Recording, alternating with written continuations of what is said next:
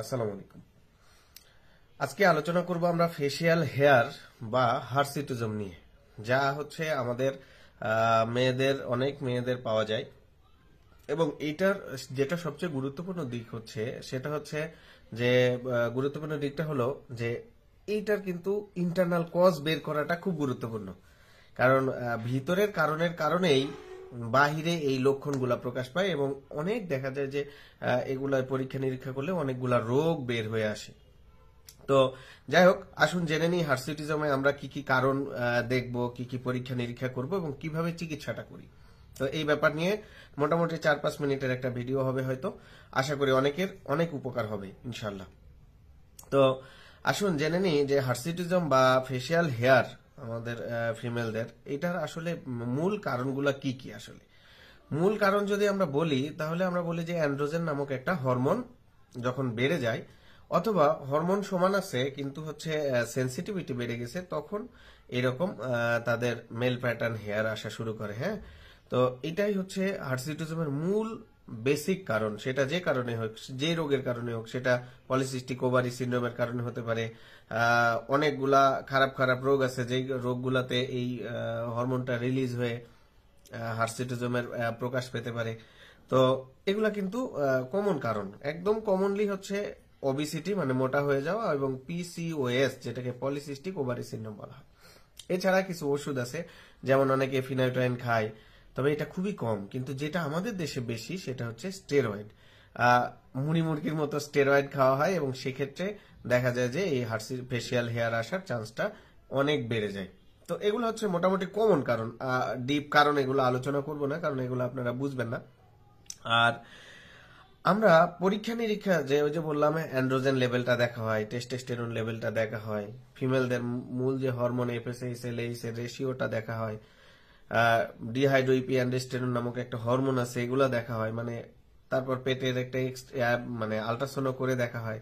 তো অনেক পরীক্ষা নিরীক্ষা আছে। আমি কখনোই একবারে এতগুলা পরীক্ষা নিরীক্ষা করাই না, কারণ আমাদের দেশে কমনলি হচ্ছে পিসিওএস। তাই আল্ট্রাসাউন্ড করে যদি দেখি যে আল্ট্রাসাউন্ড সমস্যা আছে, চিকিৎসা শুরু হয়ে যায়। আর যদি দেখি যে ওখানে সমস্যা নাই, তখন আদার্স টেস্টগুলো আস্তে আস্তে আস্তে আস্তে করতে হয়। তো যাই হোক, পরবর্তী যে ব্যাপারটা সেটা হচ্ছে চিকিৎসা। তো চিকিৎসার ক্ষেত্রে আমি সবসময় চিকিৎসার প্রাইমারি যে ম্যানেজমেন্ট সেটাকে বেশি গুরুত্ব দিই।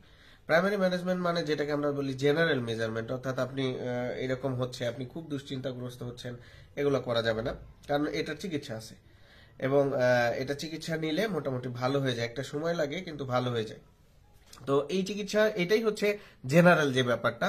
এছাড়া ওষুধের মাধ্যমে করা যায়। ওষুধের মাধ্যমে যেমন যারা কন্ট্রাসেপটিভ পিল খায় এক কথায়, এটা খাইলে কিন্তু এই জিনিসটা ভালো হয়ে যেতে পারে। এছাড়া মেটফরমিন বা ফেনাস্টারের অনেক ওষুধ আছে, স্পাইরোনোল্যাকটোন, অনেক ওষুধ আছে। এগুলা আপনারা বাসায় নিজে নিজে কিছু খাবেন না চিকিৎসকের পরামর্শ ছাড়া। তো এই ওষুধগুলা কিন্তু আমরা ব্যবহার করতে পারি। তবে সবচেয়ে যেটা কমনলি আমি ব্যবহার করি, এই ওষুধও আমি পছন্দ করি না যদি অনেক ওবেজ না হয়, অনেক মোটা না হয়, তাহলে ওষুধ দিই না। যদি কম মোটা হয় এবং হচ্ছে শুধু দাড়ি মোছের সমস্যা থাকে, সেক্ষেত্রে আমরা লোকাল এক ধরনের ক্রিম দিই।